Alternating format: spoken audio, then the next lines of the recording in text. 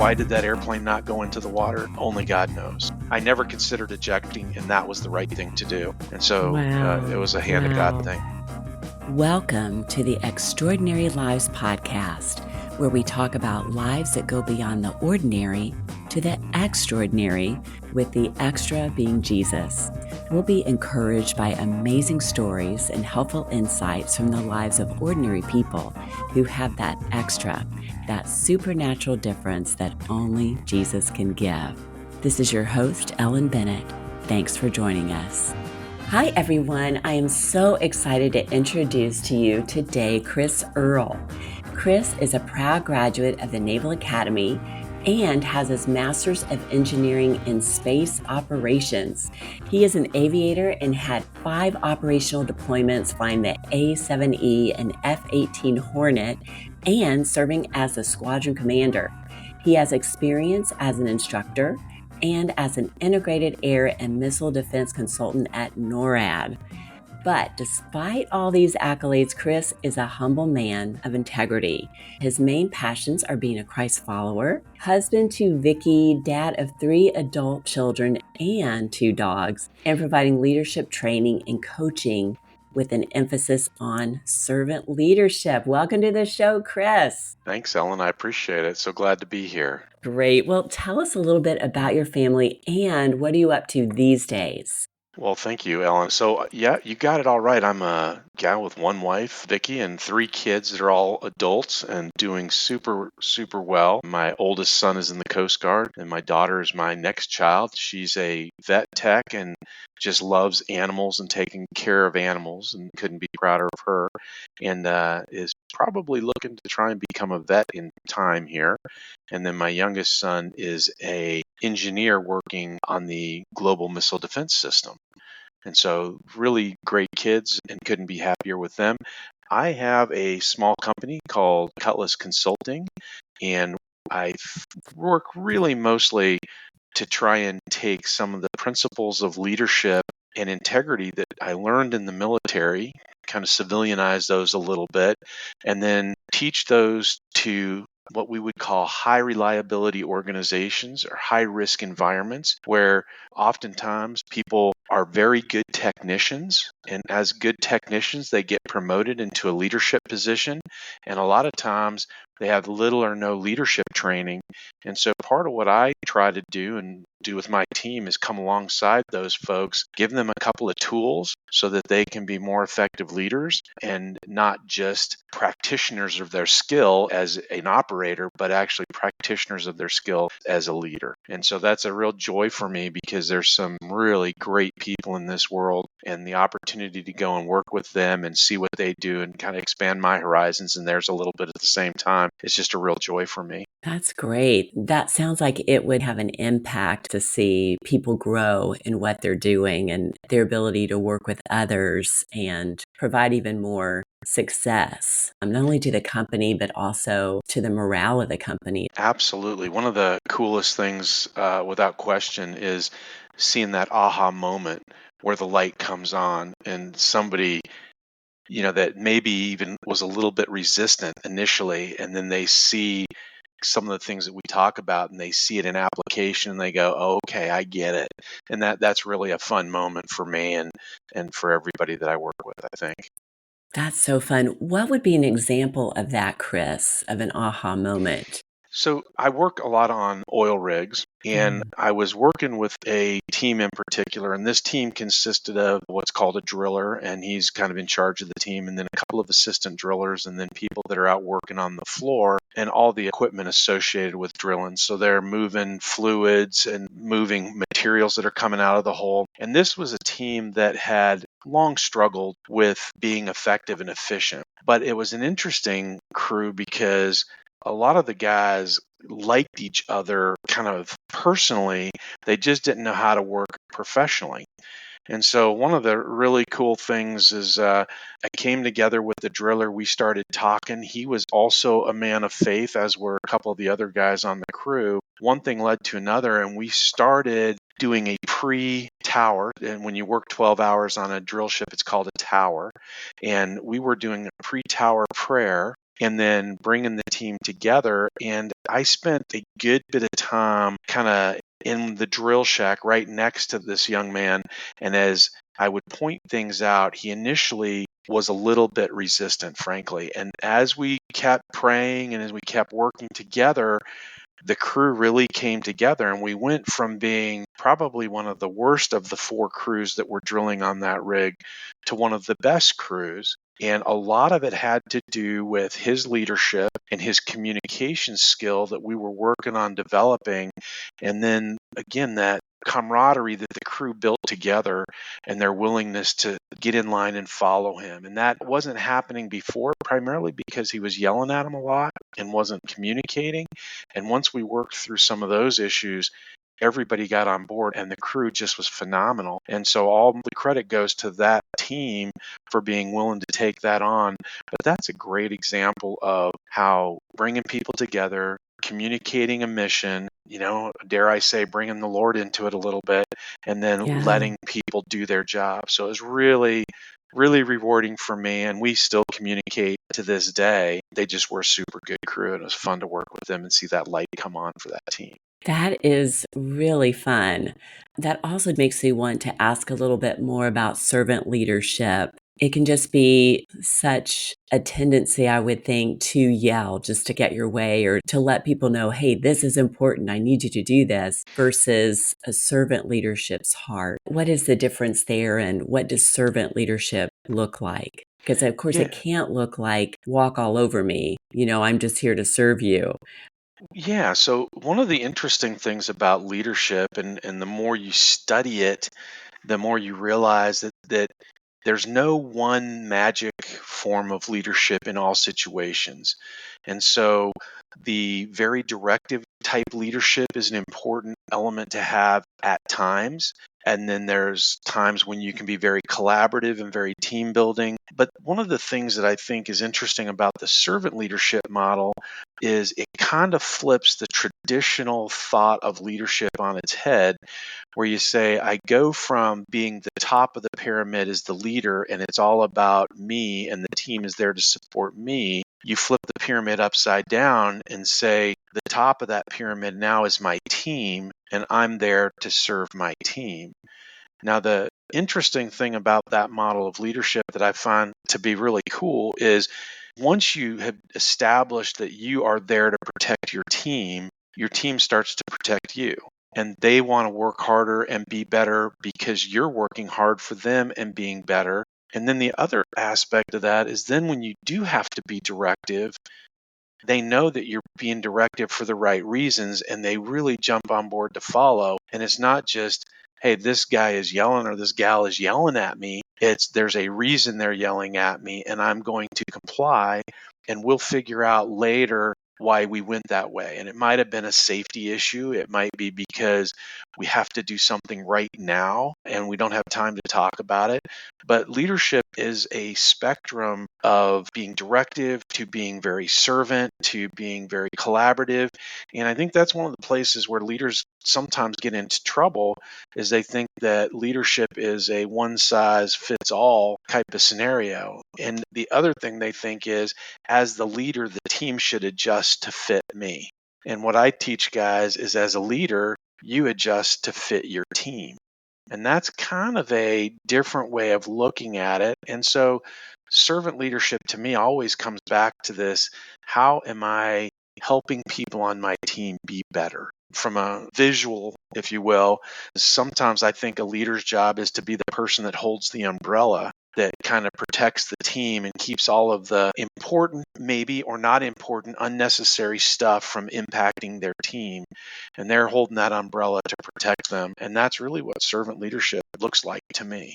That's fantastic. Thanks so much. Boy, I can see so many applications for all of this. I'm thinking for me and my family, for me as a teacher, just so good. So thanks for sharing that.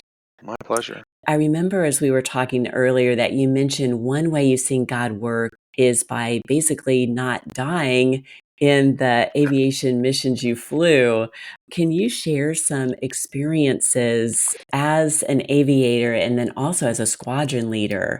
What was it like to be on those missions? Thank you. That's a great question. So all of the movies have a little bit of Hollywood that they have to apply there to make it a little bit more fun Yes. and interesting.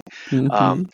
But most missions that you fly, for me, if I was flying off of the aircraft carrier in particular, it starts with a pretty significant briefing, and then you go up to your airplanes and then get ready to go. And one of the most amazing things, honestly, about working off an aircraft carrier is there's 5,000 people. And in the movies where like Top Gun or Top Gun Maverick, when you see the aircraft carrier and all those different color shirts, that's real. And you have 18 to 21-year-old and then a few older folks around, but those people are all up there operating heavy equipment in the heat 12 hours a day, getting airplanes, 50, 60, 70, $100 million airplanes ready to go fly. And they just do an amazing job. Those young enlisted men and women are amazing. Get in the airplane, start it up, you go off on the catapult, which is always, that's better than your first shot of coffee in the morning. Wow. Uh, and you go from about 0 to maybe 200 miles an hour, 150, 160 knots in about 300 feet, and then you're flying. And the Wow. crazy thing is in the daytime, it just is fun.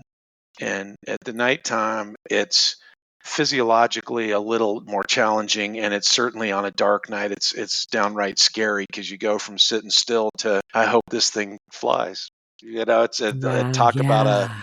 total burst of faith. You're like, I hope the motors are running at the end and everything's working. Yes. And then you go up and you do whatever the mission was. It could be anything from in peacetime training. The unique thing about naval aviation is even when we're doing peacetime training, if it's off the aircraft carrier, it's in kind of a wartime mode, if you will, wartime pace of operations. If it's a actual wartime mission, which a lot of in the time I was in the military were at wartime, you go and mostly we were supporting the troops on the ground. And that can be scary. It can be rewarding. It can be confusing. There's a thing people talk about called the fog of war. And it's when your situational awareness starts to break down a little bit because there's so much going on. And I've certainly experienced that as well. And then you come back to the ship after that mission is complete, and then you have to land. Again, in the daytime, it gets to be actually a pretty fun thing to do. At nighttime, it's a lot of work. And again, depending on the niceness of the night, it can be a lot of work or just a lot of work, but it's always a challenge. I've been very fortunate. I never had to eject from an airplane or anything like that, but I probably, like most aviators, was in a couple of conditions and situations where I ought to have ejected. And, again, good Lord was able to help me recover the airplane and fly away. And so I never had to do that. So my career was very blessed. I flew with some really amazing people. I had amazing people in my squadrons that maintained the airplanes and took care of all that work that had to happen. And it was just a true blessing for me to be able to fly in such a dynamic environment. I've always been a little bit of an adrenaline junkie, and flying high performance aircraft off the back of an aircraft carrier certainly didn't hurt that addiction any. Right. So Yeah. long-winded Yeah. answer, but at least there's something there. I love it. Yeah. Well, that calls to mind what would be one of the most frightening moments that you experienced? One of the most frightening events, and it's kind of funny because it was frightening at the time and it got more frightening the more I learned. So on an aircraft carrier, there are 4 catapults. The 2 of them go off the bow, and that's Cat 1 and Cat 2. And then Cat 3 and 4 go off what's called the waist. So that's the top of the landing area. I was on Catapult 3 in an A7, and everything was very normal, and they shot me. And at the end of the catapult, normally what you would do is kind of have your hand behind the stick, and the stick would kind of just program naturally back into your hand during the catapult shot due to the way that the flight controls were tuned, or whatever you would say. But the weight of the stick, the weight of these stabilizers would pull the stick back into your hand. Well, when I got to the end of the catapult stroke, I didn't have the stick in my hand. And I am a very young aviator. I'm a Lieutenant JG. And so I just basically swept the cockpit with my arm and picked up the stick on my forearm and pulled it back as hard as I could. And the airplane did a little bit of a nosedive at the end of the catapult and then settled into what's called ground effect, where you're as close to the water as one wing length of the airplane. So very, very low. And never ever considered ejecting, although I absolutely should have. But again, it was one of those things where you go, God didn't want me yet. And so the airplane settled into ground effect. I flew away, went and actually did the mission. It was a little bit scary, but I did do the mission, and I came back and landed, and everything was fine. And when I got out of the airplane, my commanding officer was waiting there for me. And he's like, "Oh, we got to go see the boss." I'm like, "Uh-oh."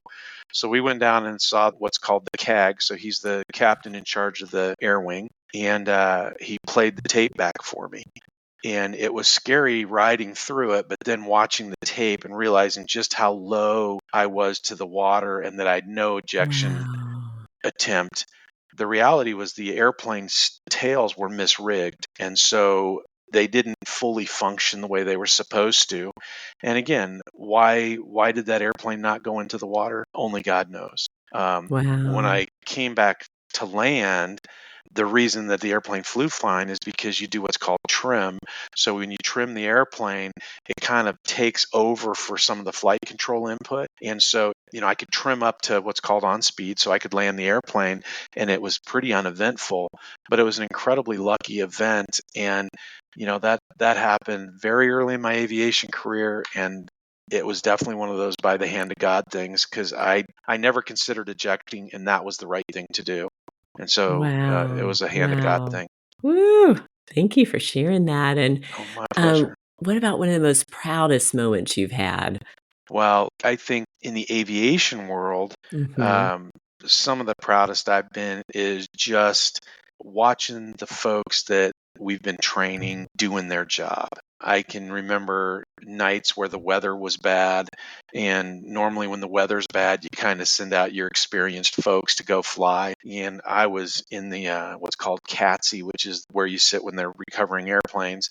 And a couple of people are like, "Why are you not out flying?" And I'd already been flying, so I had just landed. And I had a couple of lieutenants out flying, and they're like, "Oh my God, I would never have put my lieutenants out in this weather." And my comment was, well, first off, they're fully qualified. And secondly, we trained them to do this, and I don't want it to be their first time when they're an old guy. And so Wow. my guys came down and they did an excellent job. They flew the airplane and landed just like they were supposed to. And I was really proud of that and proud of their accomplishments. From That's a great. general life perspective, I'm incredibly proud of Mhm. my children and what they've been able to Mhm. accomplish. And I think that's probably a standard answer for a lot of folks. That's great. That's wonderful. Well, I'd love to hear about your decision to go to the Naval Academy. How did you end up there? Well, it kind of just happened to me in some ways. So I came from a family that was probably lower middle class. College was something that we were trying to do, but we didn't have a lot of money. My parents worked very hard, but didn't have a lot. And so I had a scholarship actually to go and wrestle at the University of Colorado. And so that was kind Mm. of part of my plan and had been working that for a little while. I was very fortunate in that I was a decent athlete, and I thought that was my path forward. And then Title IX came out. And when Title IX happened, a lot of people thought there was going to be more athletics for women. And what ended up happening is, to make the ratios right, a lot of the men's sports that weren't revenue generating got canceled. So my Mm. scholarship was going away fast because the University of Colorado canceled their wrestling program. Well, as luck would have it, my football coach just kicked the door open from his office one day and basically said, "Hey, you still got good grades." And I'm like, "Yes, sir." And one thing led to another. And I went to a dinner that the service academies put on and got very interested in going to the Naval Academy. And my mother and father, and my mother in particular, she and I spent a lot of hours filling out forms and doing all the things that we needed to do to get me eligible, and me writing essays and getting people to support me so that I could get an appointment and go to the Naval Academy. To be very honest with you, I don't know that I could get in today. The academic standards are so high Mm. that I don't think I'd have made it. But I was lucky. I had good grades, a great work ethic, And I owe that all to my parents. So very lucky. And that one thing in my life totally changed the course, the trajectory of my life. So I went from, being a Colorado kid living in the mountains to going to the Naval Academy and literally having the world opened up to me. And I met some wonderful people at the Naval Academy who are still best friends of mine today. It was just an excellent experience, and one that I would highly encourage if anybody's interested in pursuing being an officer in the military. That's fantastic. Thanks. I have to mention that my dad was a graduate of the Naval Academy in 1955, and we were always really proud of that. So go Navy, beat Army. Absolutely. I love it. That's great. Well, you told me a story about a vision test that was a real God story while you were at the Naval Academy. Tell me about that. Yeah, so thank you for asking that. When I was at the Naval Academy, to go be an aviator, to actually fly the airplane, you had to have 20/20 vision. And there was no corrective vision options at that point. We're talking back in 1985. And so I went to the flight physical to see if I was eligible to service select into aviation, and everything was fine physically except for my eyes. And you do a dilated eye test, and it was not good. And I really wanted to be an aviator, but the good news is you get two chances to take the eye test. So the first day I failed it miserably. It came back and talked to my mom, and she put me on the prayer chain at her church, and we prayed about it. And I went back the second day, and I was probably 2015 or maybe even better that day. Wow. The crazy thing is people could say, oh, well, there's a physiological reason, more sleep, more water, whatever. But to me, I just know that kind of drastic improvement doesn't just happen. I mean, to read the 20/20 line was easy. And then the other thing about it is all the way through my aviation career, so to the time when I was 42 years old, I never ever had to wear any kind of corrective lenses or contacts or anything. And I just believe that God healed my eyes that night, and it carried through my entire aviation career. And even to this day, I wear reading glasses, but I don't need any other kind of glasses. In my mind, that's a total God thing. Wow. Thanks for sharing that. That's My pleasure. amazing. Love Thank it. you. I'm curious about what you learned about leadership while you were on these missions, and also just as being a consultant to NORAD. What are some things you learned along the way that you now apply and teach and train about in your leadership consulting? Well, there's a couple of things, and there's a kind of a concept out there called human performance. And I teach a Mm. lot of human performance type stuff, but there's tenets of human performance. And one of them is that people will make mistakes. And that's a sure thing. We all make mistakes. The other piece of that is that people don't try to make mistakes.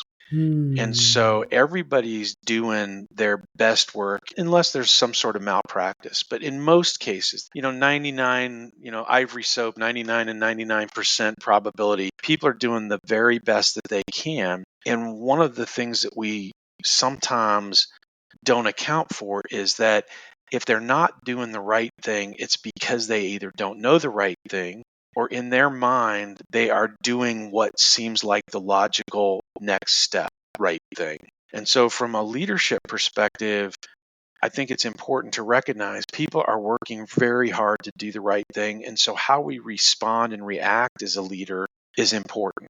And so, if we are a yeller or we are pointing out every fault that every person makes, and maybe even worse, pointing out every fault that every person makes while pretending that we are faultless, that's not a very Mhm. good leadership.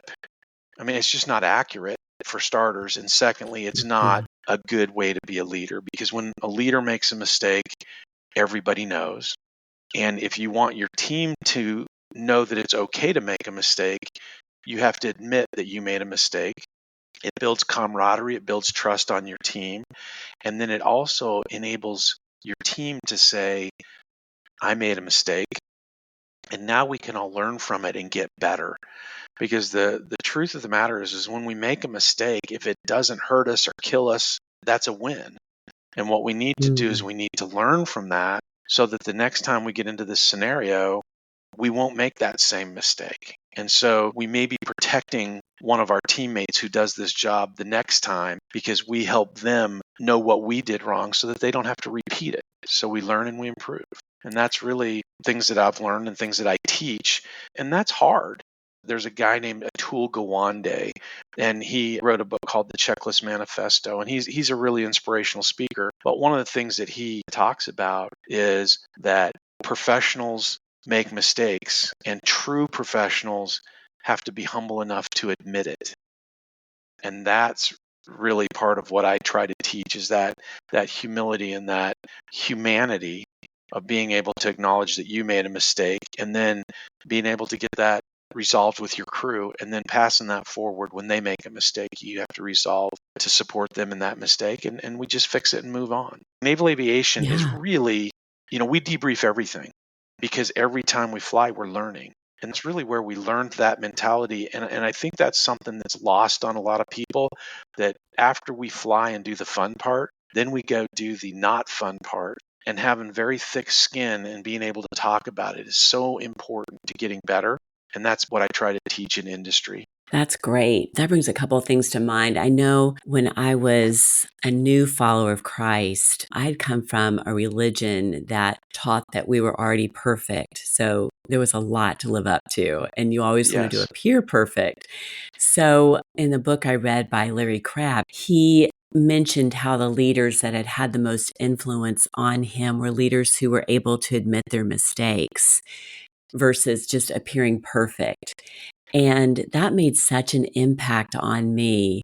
One of my favorite leaders who has really helped me is Tim Keller. I love his aspect of sometimes if we're feeling superior to others, then what we need to do is just remember that basically we're all human and sinful and make mistakes. And then if we're feeling inferior, well, we need to remember that, hey, we are loved and chosen by God. So I love those two aspects that, we have to hold both of those in mind. And it's just so helpful. It seems like having that mentality of we're all going to make mistakes and seeing the best in people, not that they are actually meaning to do that, but that they would actually want to improve and get better, be better. It seems like that also just promotes more of a safe place to grow. Absolutely. And being able to look at the mistakes you've made and improve, I think we can have such a self-protective barrier to that. It can be hard to look at. But then once you do, and if you do that in an environment of people who want to help you improve and get better, that's got to be truly beneficial. Absolutely. And I think that that's part of that servant leadership piece, right? When people recognize that you're really trying to do the right thing for them and for the team, that matters. But what you just said was incredibly profound, in my opinion.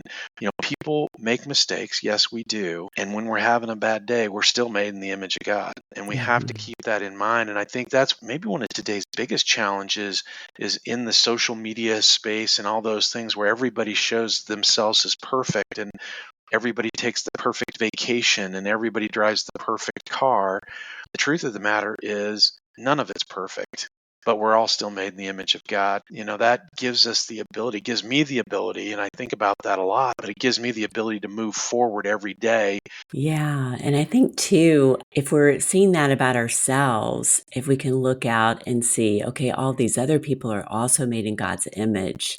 How has He made them? What strengths can I call forth and encourage in them? That's a huge just mindset to try to have too. Absolutely. The other thing you just kind of hit on is we're all gifted in different ways. And Mm-hmm. so surrounding ourselves with people that are gifted differently than us is important. It's sometimes incredibly frustrating because, Yes. like, why don't they all think like me? But what it does do is it gives us the opportunity to cover a full spectrum of ideas and options because people are not gifted the same. So those are all really great things that we need to keep in mind. I mean, it just can't be said enough. People with different perspectives, they bring us the whole picture. They add that color to our life, and they make it so that we don't have a lot of blind spots. because we aren't all thinking exactly the same way. So great points. That's great. Well, the way we got introduced was through Jennifer Eve Fish, who is my daughter-in-law's mom. And she really honed in on you having integrity. And I wanted to ask you, what does integrity mean? Well, first off, yeah, Jenny is an amazing woman. I can't not say that. But for me, there's a lot of book answers to what is integrity, doing the right thing when nobody's looking. I kind of chuckle, talk about a God thing. So you and I had that conversation, and then I go to church, and the first reading that we have, the psalm that we read is Psalm 15, and it goes directly to rejecting the wicked and fearing the Lord, and then swearing against what's wrong and doing what's right, giving money with no hope of gain, all these things that when I was listening to that, I was like, oh my gosh, God just laid this at my feet, but it's doing the right things. And Psalm 15 says, whoever does these things shall not be overthrown. I just thought that was so cool because, again, it brings you right back to this integrity piece. When you do the right thing and you speak in truth and you work to do what is right, and most people know what is right, but when you do it without this intent for personal gain, but rather because it's right. And sometimes doing what's right actually causes personally for you to be set back a little bit. But I just think that in the world that we live in today, we've lost some of that integrity where people's handshake is their word and their bond, and especially applies when money is involved, because some people lose their mind because of the world today where it's all about the almighty dollar. And I think integrity goes back and says it's not about the dollar, it's about doing the right thing and knowing at the end of the day that God will take care of me.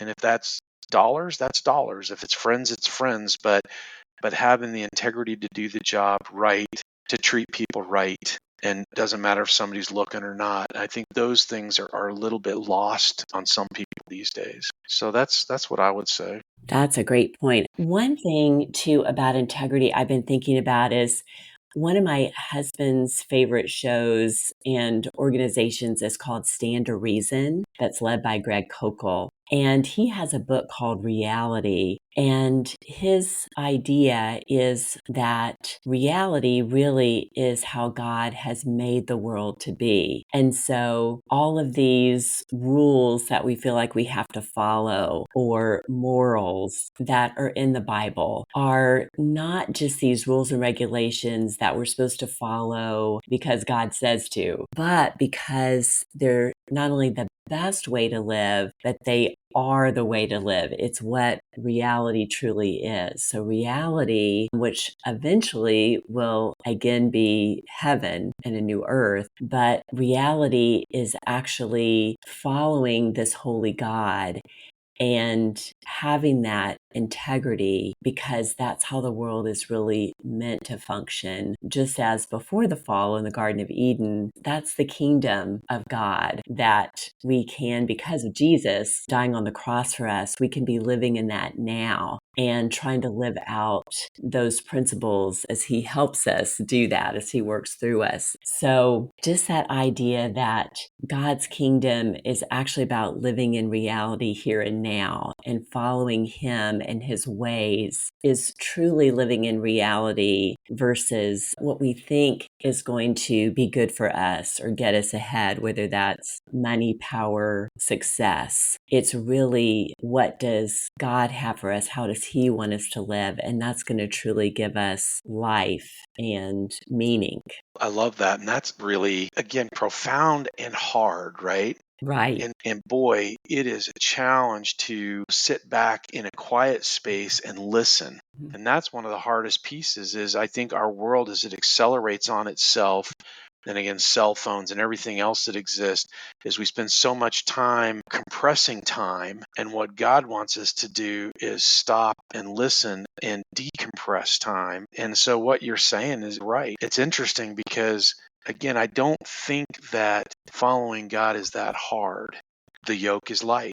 Mm-hmm. The problem is that we throw enough of our own noise in there that all of a sudden the yoke gets heavy. We just done a Bible study on Galatians, and what we were talking about is if we try to apply all of the rules that man have made for us, then it gets really, really hard. When Jesus is saying, I've told you the 2 rules, love the Lord your God and love your neighbor as yourself. If you do these things, wow, how easy life can be. That's great. It reminds me of there's a lot we're dealing with as humans. And I think too, just for me, remembering God's character and that he's trustworthy and good and loves us is so important, because that's really easy to forget or to call in question at times too, especially when times are hard. And I know there are people going through really, really hard things, and boy, to see them continuing to trust in the Lord is an inspiration and a testimony, and a way to just help us all to keep going. So I'm thankful So for cool. people's stories to help cheer us all on. What you said is so cool, because part of being a Christian is to be vulnerable. And part of what the world does is attack that vulnerability,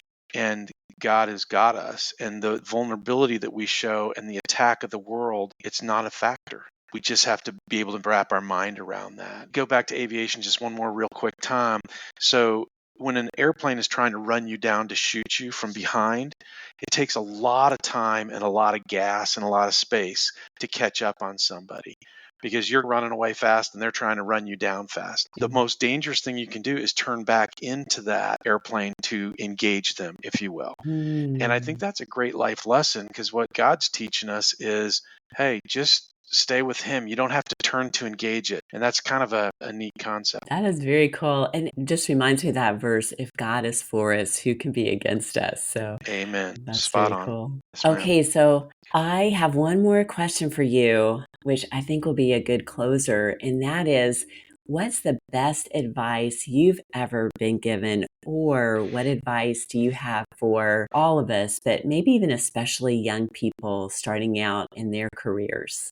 There's too many pieces to actually get them all in here, but probably one of the best pieces of advice that I ever got was to trust the people that are around you. When I was a junior officer, a young guy working, I had a chief petty officer that was working for me. His name was Ron Riley, and he was an extremely experienced old salt. He and I had a couple of pretty spirited engagements very early on. And one of the things that he told me and he taught me was, listen, there's things that you're good at and there's things that I'm good at, and together we can do this really well. Or we can, fight with each other and the team's not going to succeed well. And so I learned that very early from him, and I was very happy. He and I stayed friends for a very long time before we lost contact, but that's great advice. The other advice I would give to young people in particular is show up, be engaged. From an employment perspective, the hardest thing to do is get somebody that's going to come to work every day and try every day. And I think that if you do that, all of a sudden things start opening up to you and opportunities start opening up to you because you're there, you're present. And I would even extend that one little bit further about being present. Put your cell phone down. Don't live in your cell phone. Don't live on online gaming. Go out and actually participate in life and engage with people in person. And I think that's one of the things that young people are losing a little bit, is we don't know how to talk to each other. We don't understand the impact of our words, because if I say it to you online, I never see the outcome of it. But if I'm actually engaged with you as a person, when I say it to you, I see your body language. I see how it hurts you or how it builds you up. And that helps you be a better person. It's important to be a part of some community where you're physically with each other as opposed to just online. That'd be my most important advice. Life is a team sport. Love it. That's great. Wow. Well, Chris, thank you so much. I so appreciate all that you've shared with us today and your stories, as well as just your wisdom. So thank you so much for being on the show. Well, thank you for giving me the opportunity. It's been an absolute pleasure. Thanks, everyone, for joining us. This is Ellen Bennett with the Extraordinary Lives Podcast. If you've enjoyed the show, please consider telling a friend or giving a 5-star review on Apple Podcasts so more folks can find us. Thanks.